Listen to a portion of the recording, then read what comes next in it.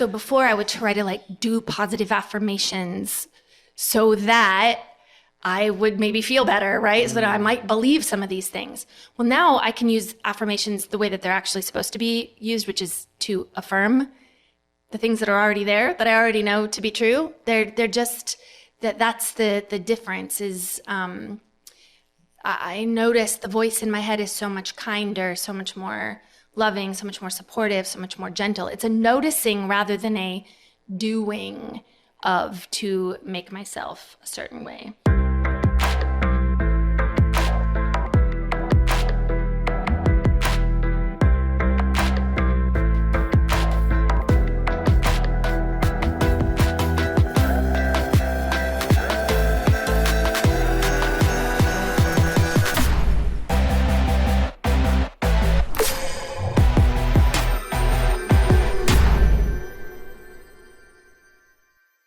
Welcome back to the Mind Change Podcast. Today we're doing something a little different and a little special.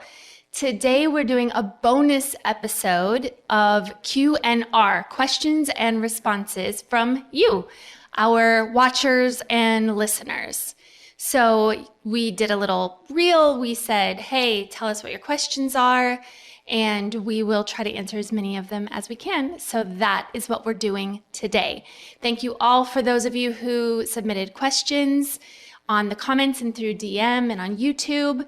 And we're going to just dive right in. And today joining me is Kent, my partner, and just another fellow Mind Change co-owner and creator. And we are going to just start answering some questions. Yeah, we'll see how far we can get. Thank you guys again for your questions. Hopefully we'll get to answer a lot of them, most of them. But don't worry, because if your question or a question you wanted to turn in didn't get answered today, we're going to do more of these. Yeah, we'll see how they go. Great. All right. So thank you guys. We're just going to start reading some of them off and just answering the best we can with our responses. So question one is, I'd love to hear tips of how we can use mind change in our parenting, which is such a great question. I have small kids, and both myself and my partner work from home. In those moments where you feel overwhelmed, are there any tips that might help you keep yourself regulated, and in so doing, teach your kids to do the same? P.S. I'm loving all the episodes. Thanks so much. And this is from Edwina.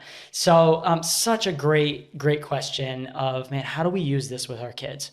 First and foremost, what I will say is, and I love actually how she put the question here, which was regulating ourselves. That's where it starts. How do we help our kids in the mind change method or using tools from mind change? It starts with us working on ourselves. When we can get ourselves in a regulated state, kids want to, and just by nature, will co-regulate. They will co-regulate with us. And so if we're like, blah, blah, blah, they will also get here. Or if they get a little dysregulated and we join them, great. Now it gives them more opportunity to stay that way, right? So they will regulate up or down with us depending on where we're at. So again, the more that you are able to work on yourself, the more that your kids can regulate with you. But working at home, always there, kids are always there. We relate to that a little bit, don't we? We do. Yeah. Healing opportunities abound. They do, 100%. And so, when it comes to, yes, first work on ourselves. But when our kids are in that state, there's a lot of good things and little tips and tools we can do with our kids. Instead of telling them, calm down or just be this way, there's a good reason they are acting up. There's a good reason that they are feeling what they're feeling. And so asking good questions, curious questions, right? So it has to come from a regulated state where I'm not asking because I'm frustrated or trying to get them or manipulate them down to a calmer level, but it's understanding, it's curiously asking, oh, what's happening? What's going on that's making you feel that way? Or, things like that. It's just understanding where they're at. Or maybe it's just going in there with them. Oh yeah, that's frustrating. You know what? Let's get that frustration out. I'll do it with you, right? And depending on the age of the kids and things like that, just coming from an understanding spot. So that's one answer. Yeah, I think knowing how to do the self-work, like really knowing the ins and outs of the mind change work for yourself is predominantly the main thing I would say. I think it would be very difficult to figure out, using this stuff through the lens of like, I really just want to help my kids without understanding why we might be feeling these ways within ourselves first. And if we haven't done the work to deal with what's coming up with us, it's very difficult to hold that space for our children. Yeah. So, but yeah, love that question. I would say the mind change work, though it wasn't my focus by any means, has tremendously helped with my parenting. And I would say at some point in the not so near future, I think it would be great, because we don't have time right now, but at some point to come out with something that can really help parents, some tools, maybe a mini course or something like that, questions to ask, ways to interact, to help your kids at different stages of life. It's a great idea. Yeah, we've been asked that actually numerous times to do a parenting book, which again, listen, I always like to speak out of having experienced it myself first. And so we're still in the thick of it with teenagers. Yeah, so yeah, someday that might come out. Yeah, we're learning, man. We're doing all the learning right now, picking up as much information as we can. Yep. Thank you. All right. All right, so let's see. What do I have next? Hi. I love your what if posts for different health problems. I was wondering if you had any info on emotions and heart health problems, as well as receding gums. Also, I would love to learn more about how to find the emotional drivers behind different health problems. These posts for the emotional drivers have been a huge game changer for me, and I would love to gain more insight into that. I'm especially interested in what the emotional drivers for receding gums in the mouth are, as well as heart problems. Okay. I think these were two separate questions posted that we kind of put into one. And these are from Brianna. I'm not sure how to pronounce it, but thank you for sending that. And thank you for your support in the posts. Okay, so listen, the emotional drivers posts that I do on Instagram and Facebook. On Instagram, yeah, and Facebook. And then also now our podcast episodes, every other week we do an emotional drivers. Let me tell you how I started out with this stuff. So we're talking about many, many years ago now. I started out with resources like Inna Segal, The Secret Language of Your Body, and also Louise Hay, You Can Heal Your Body, and numerous other within those veins who were the first people that I came upon who linked particular parts of our body with messages or feelings or emotions. And over time, I developed, through working with a lot of different clients and also having done a myriad of, physical ailments and illnesses myself, have taken notes and just created notes. I really do feel like it's a language, like Inna Segal says, it's a language of the body. And for some people, this becomes an aptitude. I like to think of myself as someone who has an aptitude toward this language, considering that my body spoke so fluently anyway. I pick up on these things and I can more easily make the connections. So there's a lot of different resources out there, but those are the two that I felt like were really the beginning for me. Probably it's been said numerous times, and this will probably happen in the future, but utilizing the notes and the resources that I've collected over the years, I'll probably write a resource at some point or another. From clients, from patterns that we've seen, from whatever. Mm-hmm. I mean, it just comes from meticulous note taking, but also this is not new information. There have been particular cultures and societies and different fields that have been linking these things for centuries. So it's finding those different connections and utilizing what works and what doesn't. There are some sources out there that do make these connections that I don't use. I don't find that they align as well for me personally in my experience. So yeah, I think you kind of take those with a grain of salt. But the heart thing, so big, so broad. I would need to know a little bit more specific about that for the heart thing. What I can tell you for receding gums, gum issues in and of themselves are generally around lack, deprivation, can be stored guilt. Receding gums is more about injustice, feeling like life is unfair, or that situations are unfair. Maybe in childhood you felt singled out, left out, or you were unfairly treated.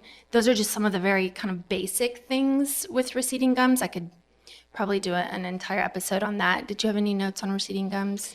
No, I mean, you kind of covered it, deprivation, frustration with how life's going right now. So it can be attributed to things from the past, right? That whole, what you said, the singled out thing, maybe in the family, feeling like, and sometimes even feeling like no one really even cared about your decisions until it was against what they felt was right? So that's the singled out thing versus, and it could be something now. It could be something that's going on, how you feel like things are going. So, Yeah. All right. Thanks. All right. Let's see. We have chronic pain. Specifically, I had an injury 8 years ago. No diagnosis with any doctors. I'm sorry. They just offered pain medication and physical therapy, which did not help. I currently see a chiropractor and a myofascial release therapist. I am praying to find further understanding as to why I still battle chronic pain, if it's emotional or physical. Or are there emotional things keeping my body in this physical state? But I haven't been able to hone in on what they may be. The pain moves. I'm going to talk about that in a second. Very key statement you made there. Skull, face, jaw, neck, shoulders, shoulder blade, armpits, chest, then shoots down my left hip, knee, and ankle. Each day the pain seems to bounce around, but the neck and face are continual, most frequent, and the most painful. From Madeline. Thank you so much for sending a very detailed question. The thing that I wanted to, and we'll comment on a number of things, but I love that you wrote, and the pain moves. That's the key. That's telling you your body is just communicating. Remember, that pain is simply a communicator. It's just, the way I like to describe it is, it's like if you're talking with someone and you have a child and the child is like trying to get your attention and they're like, mom or dad or whatever. And then you're just you're not really paying attention, or you're kind of putting your hand there. Okay, just wait. And then they keep going and they're going to get louder and louder and louder until you're like, oh, you're honing in on okay, what's going on? What do you need? I need my shoe tied. Okay, great. You tie the shoe, and then they're off playing and they're not loud anymore. It's kind of the way that our body works if we're not listening. And again, this isn't like a conscious listening, because obviously clearly there's pain. But if there's something deeper and it's speaking up and we're not able to take care of what's needed, then it's just going to get louder and louder. Now, this idea of it bouncing around, that's amazing, because what it's already telling you is your body and your brain are so wise and so powerful that you can move the pain. Which tells you, is it just emotional? Is it just physical? Yes, all of it. It's not one or the other. It's all connected. And so the more that you can take care of the root issues, again, we don't have an intake on you. We don't know there could be a million different reasons. You talked about this injury 8 years ago. Sure, maybe you clean up how your body is storing the injury. There's a lot of things there. Is it storing it visually? Obviously, certain symptoms are coming out kinesthetically. And then obviously the left side you're talking about, that left has to do with female. It could be a parent, a mom. It could be yourself as a female, or it could be a daughter. It could be a number of different things. But again, each one of these parts of your body has some different attributes that have an emotional driver within itself. So It's a very big question.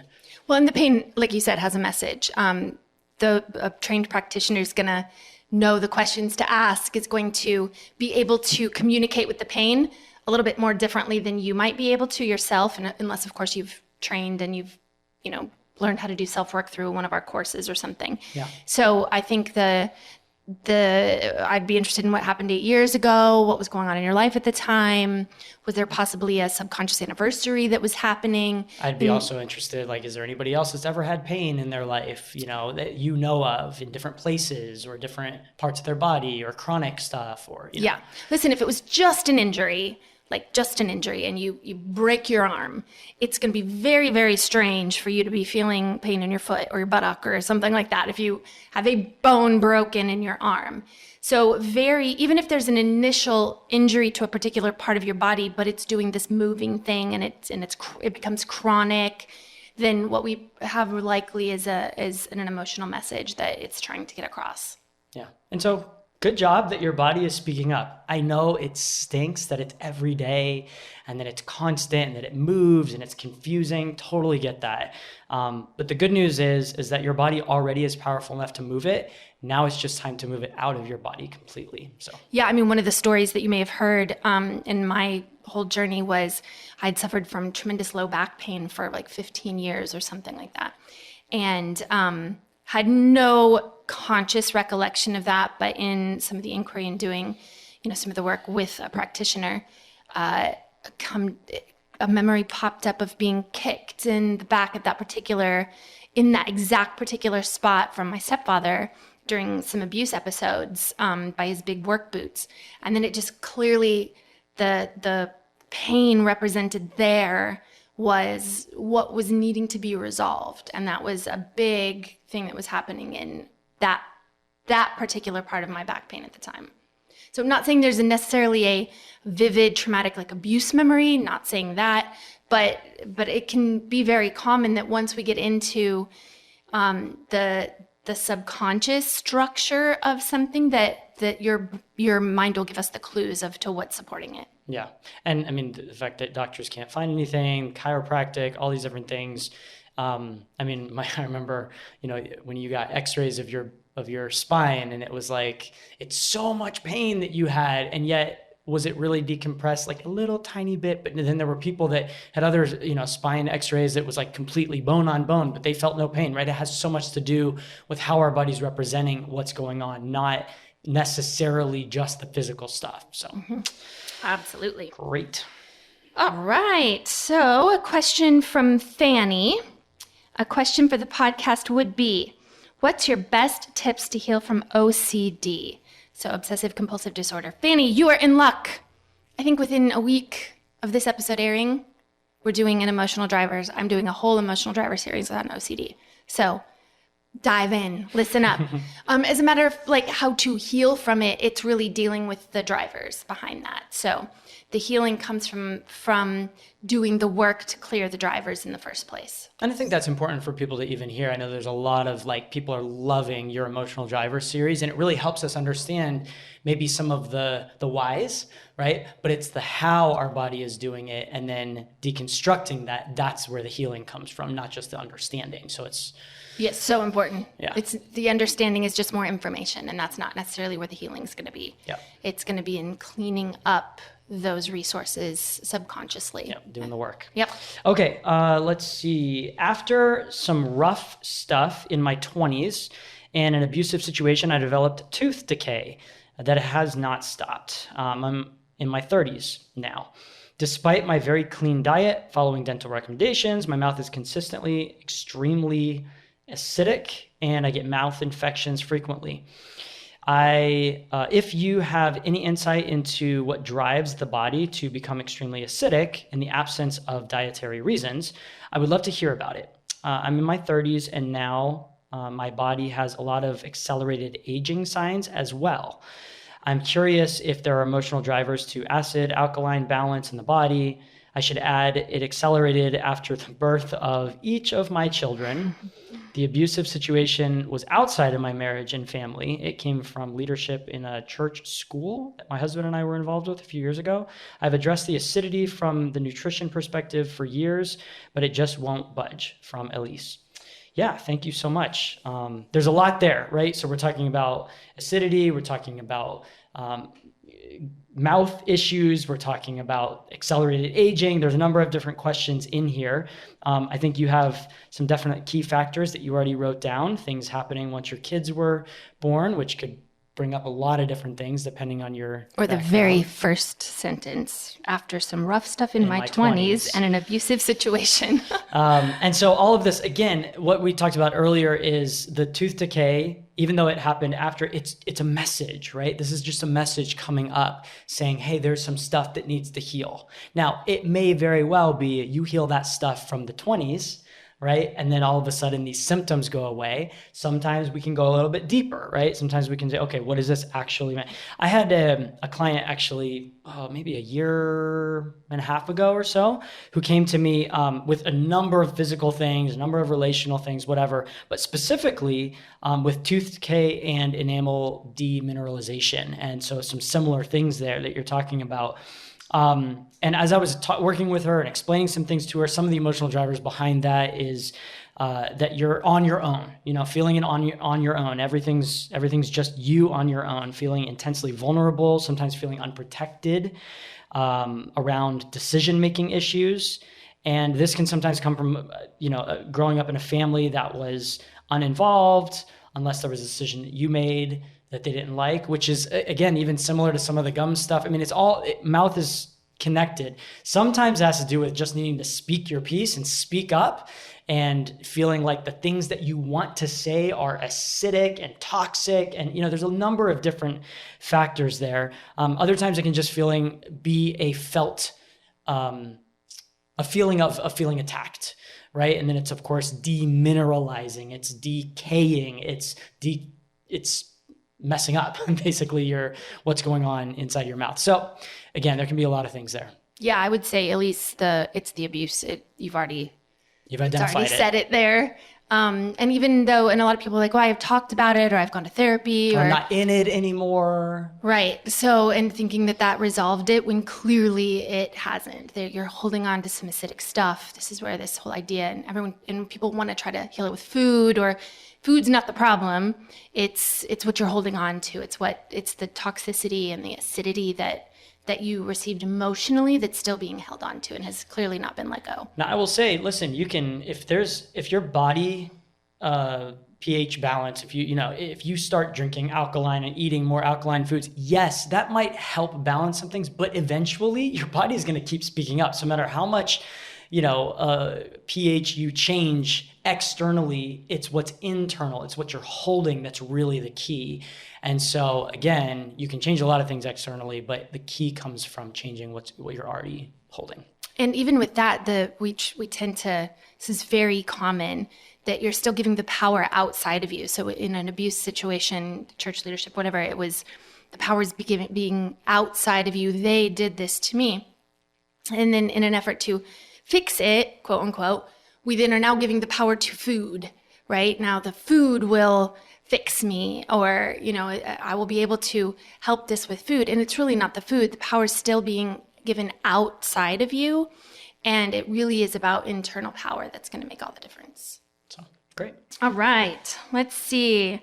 From Sarah, is the mind change method different from TMS, which I believe is transcranial magnetic stimulation, or somatic experience, polyvagal theory? I would love to learn more. Okay, so listen. Yes, different. Because through somatic and polyvagal and the transcranial magnetic, you're really focusing more on just the body, right? The somatic, the way that it's kinesthetic or physically held within the body, which then does not deal with the neurobiology of it. So really, even though we, in our training, especially module 2 of our online training, we do talk about polyvagal theory, and we do talk a lot about some of the other things bringing the healing into the body. But remember, we're really triune beings. We're head, we're heart, and we're gut, right? So we're mind, body, soul.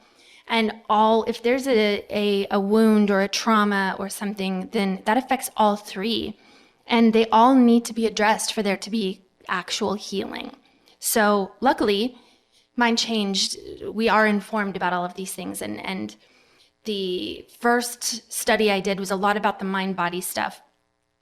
And then we went into the neurobiology, so the science behind it.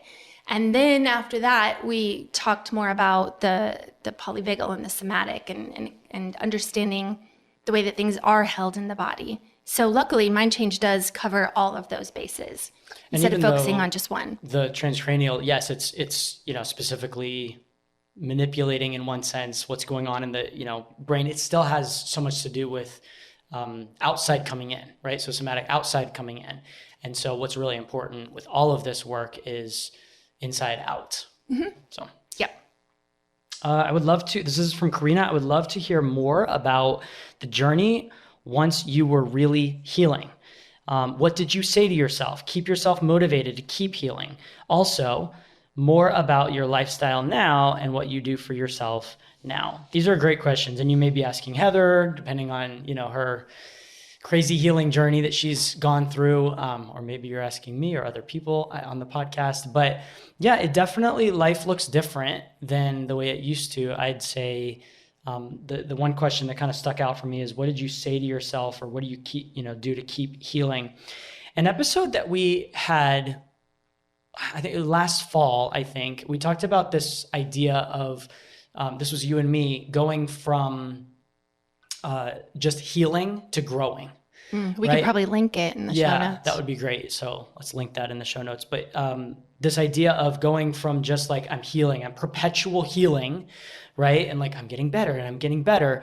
But if you're getting better, then that means there's a presupposition of there's a problem that I have to find. So then your body will create problems when there are no problems, even to keep that belief going. And so what are some of the things that we do now? I mean, I think really it has to do, for me personally, everything I do now, I won't say everything, almost everything, because there are things that come up. I'm like, ooh, I need to heal that. I need to change that.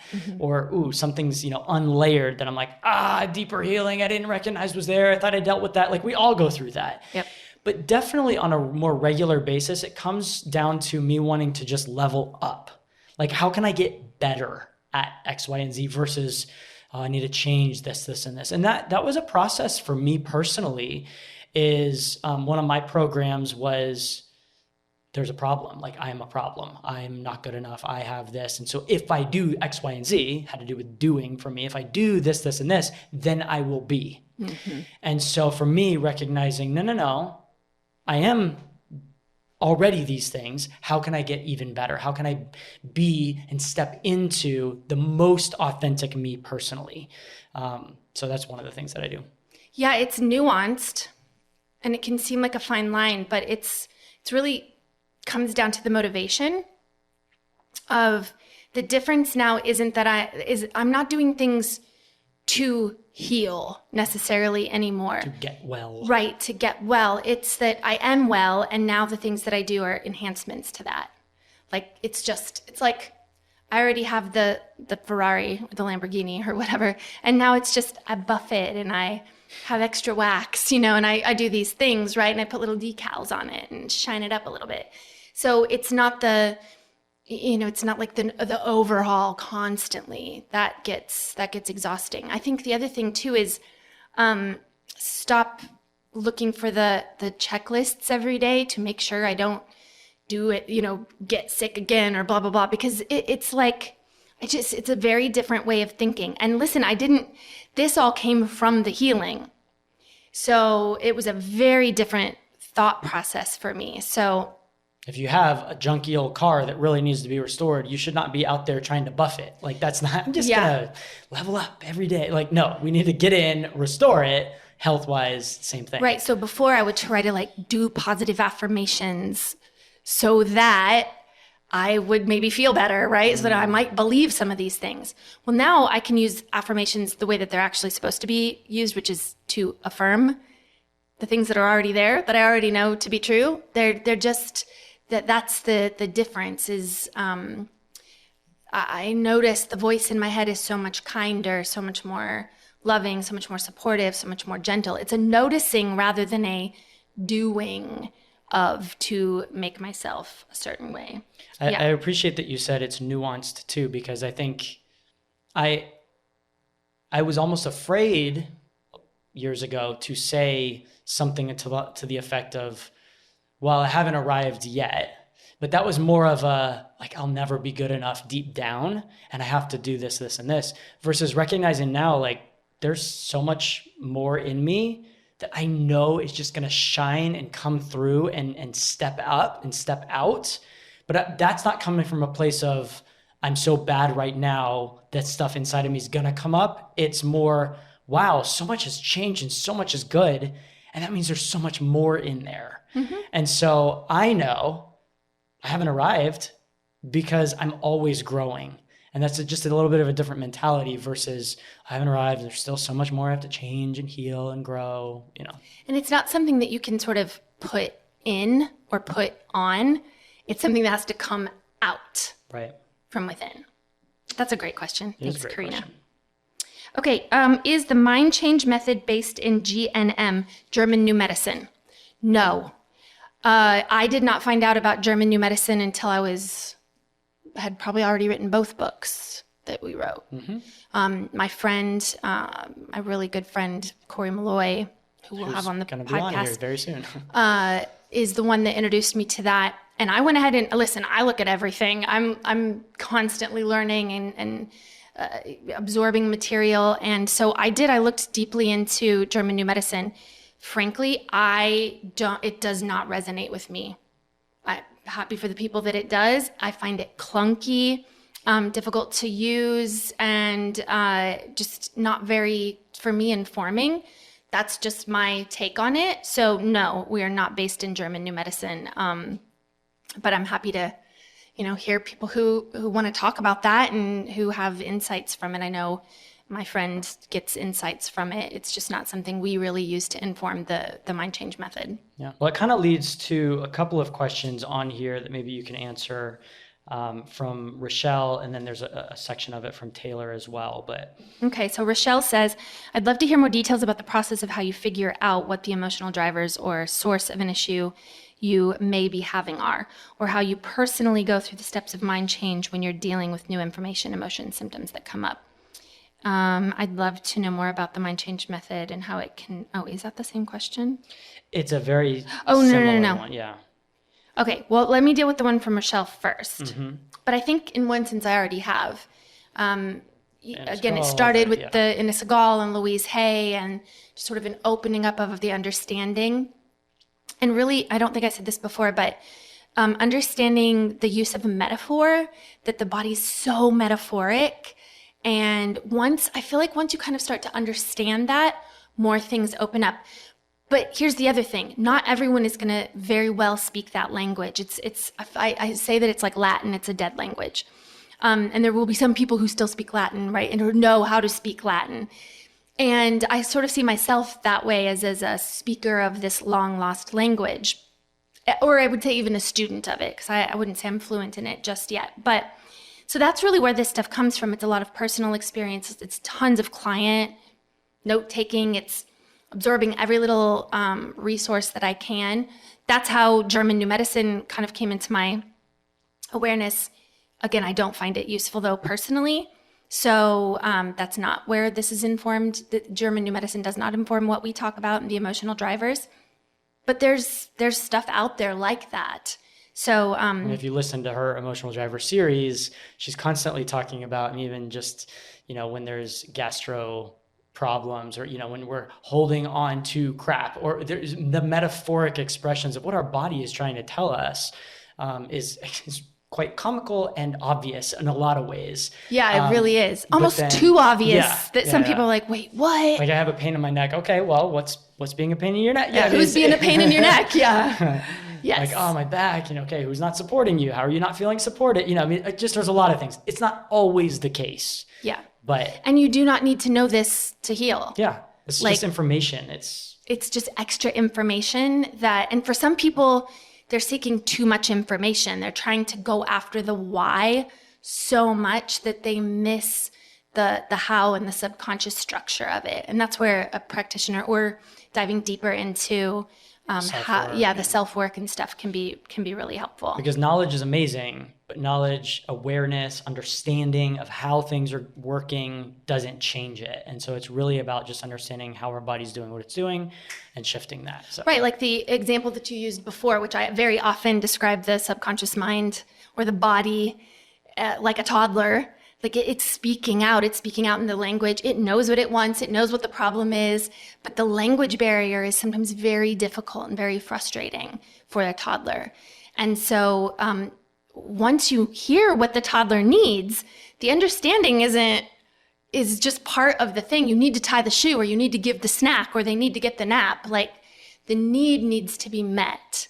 And so it isn't always the knowledge. We're very hungry for the knowledge. And listen, I love that too. That's why I really dive into that stuff. But you don't have to have it to heal. Well, it's like a new parent, or if you're not a parent yet and you're around these kids and you're like, oh my goodness, how does that mom know, or how does that dad know exactly what the kid needs? Well, when you finally, and you're just like, I'm not hearing it, seeing it, I don't understand, I've tried all these things, nothing's calming the kid down, whatever. When you become a parent, you start to be a little bit more, I'll say, the linguistic abilities of understanding what the kid needs becomes a little more fluent. And that's the same with this information. A lot of times it's like, oh, I understand it more because I'm listening, I've studied it and all of that. But again, that doesn't necessarily mean that it's changing, right? We have to really go in and do the work. And sometimes through getting a few sessions with a practitioner, it sort of opens up those lines of communication a little bit. Yeah. That's what it felt like for me when I first started doing, some of the work. I was like, oh, I had no idea that my body was speaking to me. I really felt like my body was against me. Opening those first few lines of communication was really helpful in me learning the language of the body. Let's see. I'd love to know more. This is from The Enchanted Kitchen. I'd love to know more. Instagram handles. Yes. About the mind change method and how it connects to things beyond physical ailments. I've heard mentioned in the podcast how financial struggles or certain emotional issues are also clear up when doing this work. And I'd love to learn more. I'm sure we'll have a whole podcast episode on financial things at some point, or whatever. Okay. Also one more. I understand how it works for illness ailments we've held onto for a long time, but how do you apply this when it's more temporary? Example, my low back has been killing me for the last few days. Did I sleep wrong, or is it something deeper? How do I determine that, and do you handle it differently? That's such a great question, as far as especially that last part. Oftentimes we do want to say it's because of this or it's because of that, and then even these emotional drivers, sometimes it's like, oh, okay, if I can just find the emotional driver, then that's amazing that you could find the reason. But in mind change work, it doesn't really matter why something is happening. Again, it's about how your body is doing it. And once we understand how your body or your brain is doing whatever the problem is, that you can move, that you can shift, that you can deconstruct. That's really all that matters. And so, yeah, maybe it was something that you did, lifting 800 pounds wrong, and like, sure, like real things happen. I fell off a bike and I hit my arm. Was it really because of that? Or was I feeling like, okay, who cares, right? Point is, it hurts. There's a problem. Let's get in, let's move it. And let's shift it. So yeah, I do think that that's a really great question, that sometimes we try to figure out when things are temporary. Is it chronic? What do I do? All of this. And again, it's just about finding out how our body is doing something. Yeah, I have a very great example of this happening in the now.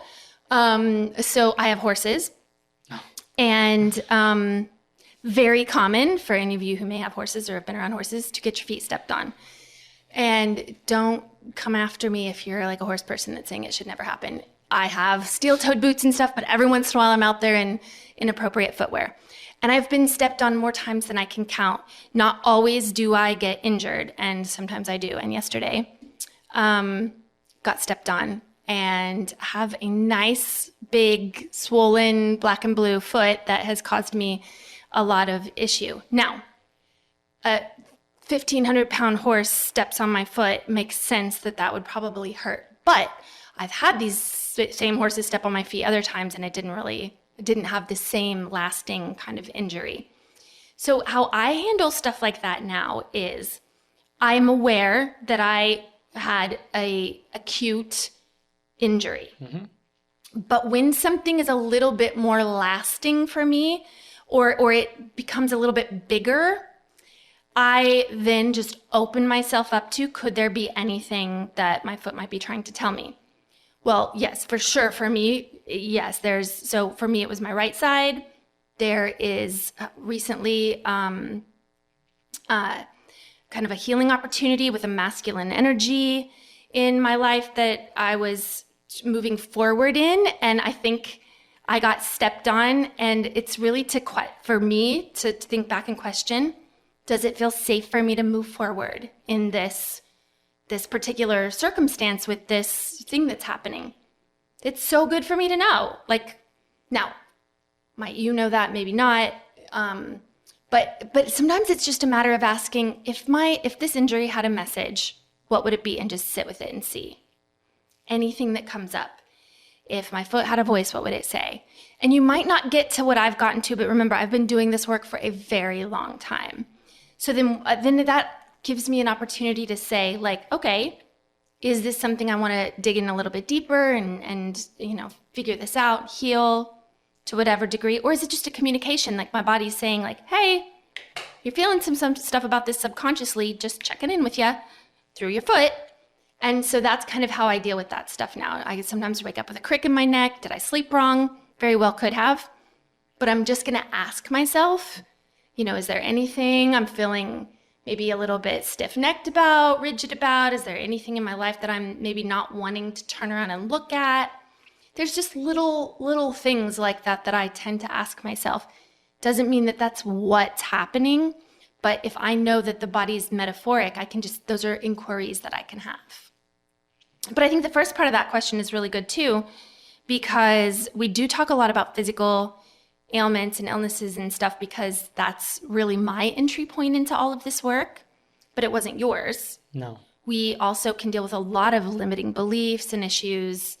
And yeah, I think she's asking maybe how do we deal with that? Financial struggles. All of those things, the emotional side of things. I think I appreciate that you said that sort of your entry point is the physical stuff. For me, it is the emotional stuff. It's the emotional stuckness. It's the limiting beliefs, or I'll say really just the negative mantras, the deep-seated negative mantras that I didn't even recognize were core there. Beliefs. Core beliefs. Yeah. That have really affected my entire life, my relationships, my work, my parenting, my everything. And so, yes, we absolutely go into that stuff. In fact, really, when we're doing session work, we can work on the physical stuff, but we don't really work symptomatically. I know that's what a lot of medical professionals do. What are the symptoms? Great, let's try to deal with the symptoms. But that's not what we do. We know that the symptoms, physical stuff or relational or whatever else, is from a deeper rooted emotional something going on. And so when we're working in session, that's what we're doing anyways. We're going deeper than just the physical stuff. And so, yeah. Listen, these are great. And there is a lot more questions on my paper. But I think for time's sake, we probably need to wrap it up here. All right. And save these for another bonus episode. Sounds great. So we've got questions from Van Fuente, Sabrina, Taylor, Becky K, Believe You Are, Bear Witness to My Soul, and Becky Lee, and lots of different people. And also I'm sure we'll get more questions as this airs. We will definitely keep these questions, answer them next time. But thank you guys all so much for engaging. We want to answer as many questions as we can, and we just thank you for your support. Thank you for subscribing, for liking, for sharing these episodes. Thank you especially for those of you who are leaving us those fabulous 5-star reviews and writing the reviews on Apple and the various places that it helps for you to write the reviews. And remember, if you want more support, we have book clubs that you can be a part of. There's book clubs happening all around the world. So check out our website at mindchange.com/book club, and you'll find out information there. That's a good way if you're kind of this is an entry point for you. So you can find out all the information through the book, but also have a little bit of a support system as well. So, all right, until next time, this was our bonus episode, and we'll be doing some more of these. But thanks for joining us as we continue to try to change the world one mind at a time.